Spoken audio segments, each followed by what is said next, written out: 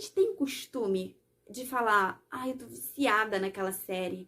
Nossa, fulano tá viciado em celular, ele nem dá atenção pra gente. Sim, existem vários tipos de vício, mas hoje eu vou falar sobre um específico, que é o vício em substâncias. Exato. Se você não sabe o que são as substâncias, seria o álcool, o cigarro ou essas mais populares drogas, né, que a gente chama de droga. Então, hoje eu vou falar para você de forma bem simples, para que todo mundo possa entender, quais seriam uns critérios importantes para a gente considerar que aquela pessoa, ou você aí que está me assistindo, está num quadro de vício, que na verdade a gente vai usar o termo dependência na literatura, tá bom? Então vamos começar?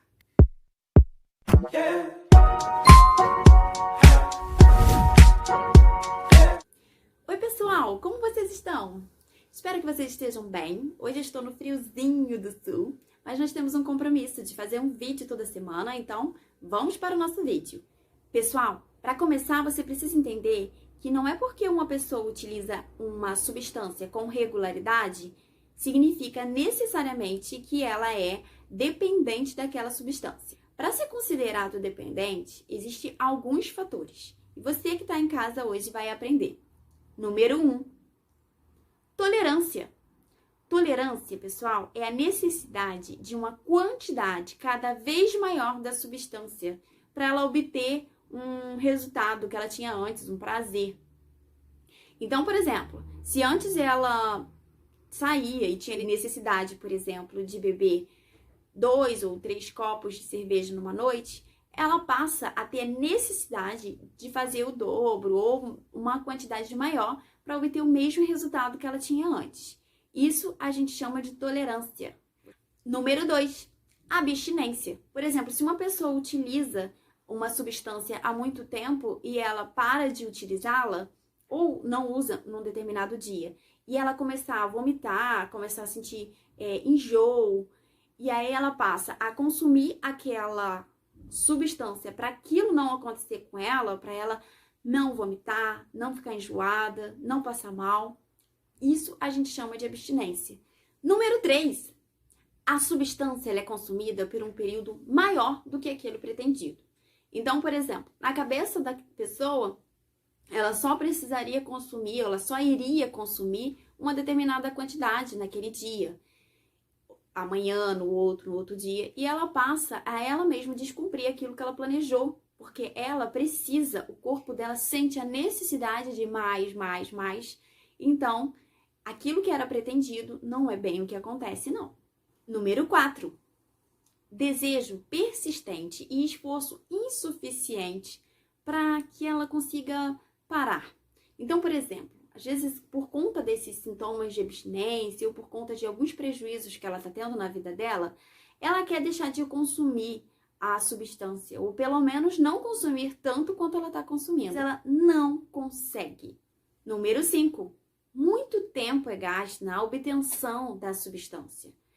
Então, antes, por exemplo, se ela precisava sair, se ela tinha um tempo para sair com os amigos, ou fazendo uma atividade com a família, ou algo do tipo, ela usa esse tempo que ela tinha, ou que ela tem, para buscar mais e mais a substância. E isso afeta o número 6, que são importantes atividades sociais que passam a ser abandonadas por causa da substância.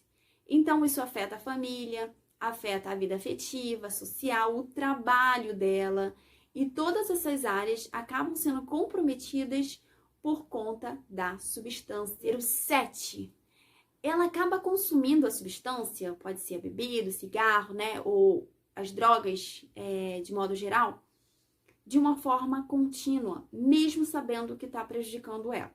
E aqui eu abro um parêntese para deixar claro que existem vários tipos de drogas. A cocaína, o crack, a maconha, elas vão ter efeitos no organismo completamente diferentes uma da outra. Mas algumas drogas, elas acabam sendo bem mais fortes do que as outras e afetam diretamente a saúde da pessoa. Quando ela afeta, essa pessoa passa a ter prejuízos na saúde e em outras esferas da vida. Daí ela tenta parar, mas não consegue. Pessoal, Eu vejo muita gente associando a dependência com fraqueza, com caráter ou até mesmo com educação. Bom, na verdade, quando se fala de dependência, as coisas são muito mais complexas. Na verdade, alguns fatores vão ser muito importantes e vai favorecer ou desfavorecer, fazer com que uma pessoa não chegue a ser dependente. Por exemplo, fator genético vai contribuir para que ela tenha ou não tenha. Traços da personalidade, ou seja, se ela é uma pessoa, de repente, um pouco mais impulsiva, isso vai ter um efeito. Outros fatores que podem contribuir são experiências da vida da pessoa, transtornos mentais. Então, por exemplo, se ela tem um quadro de depressão e todas as vezes que ela está num estado deprimido, ela utiliza aquele momento para usar a substância, isso pode sim levar a um quadro de dependência. Quanto mais cedo uma pessoa é exposta à substância, maior chance ela tem de desenvolver um quadro de dependência. E tem tratamento, gente? Existe tratamento para um quadro de dependência? Sim, existe.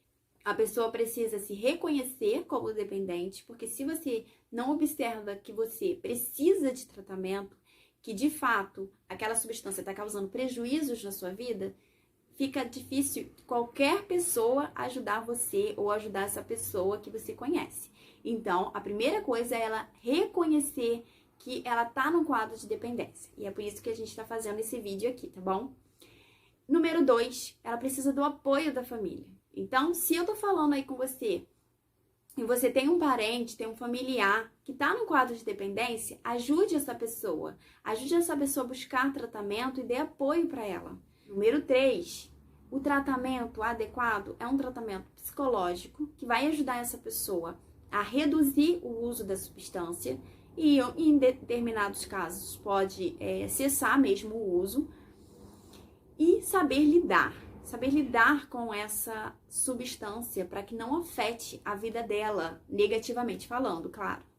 O tratamento psiquiátrico também é indicado, tá bom, pessoal? Eu espero que você tenha entendido pelo menos um pouquinho do que é o transtorno de dependência, né? A gente falou no começo, chamou mais de vício, porque é mais popularmente chamado, e a gente falou hoje sobre o vício ou dependência em substâncias. Se você gostou desse vídeo, curte ele, compartilha com quem precisa, deixe seu comentário se você ficou com alguma dúvida, se você tem alguma sugestão, e eu vejo você no próximo vídeo.